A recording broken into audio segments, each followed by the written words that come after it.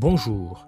Les jésuites de la province d'Afrique centrale, qui comprend l'Angola et la République démocratique du Congo, voudraient vous partager leur histoire de vocation, leurs différentes expériences dans la suite du Christ, afin d'inspirer ceux qui cherchent à donner un sens à leur vie.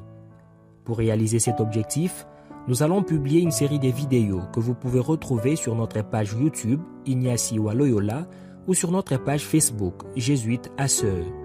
Nous donnerons la parole aux jésuites pour qu'ils nous parlent de leur pèlerinage avec Jésus sur les thèmes « Pèlerin avec Dieu, pèlerin avec les autres ».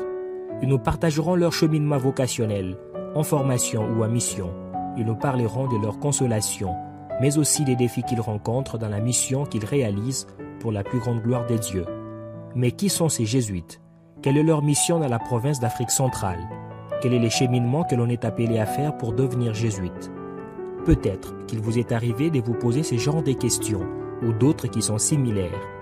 Les vidéos que nous allons publier répondront à toutes ces interrogations.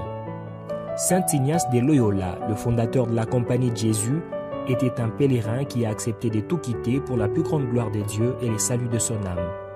Marcher avec Jésus-Christ, c'est aussi et toujours marcher avec les hommes et les femmes de toute race, culture et conditions que le Christ a rachetés au prix de son sang.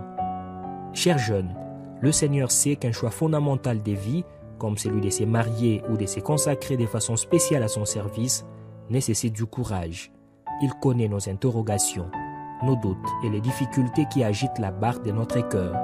Et c'est pourquoi il nous rassure à la première personne.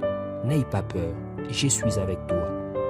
Puis ces histoires de vocation, réconfortez et édifiez votre vie pour que le Seigneur lui-même achève ce qu'il a commencé en vous, pour la plus grande gloire de Dieu.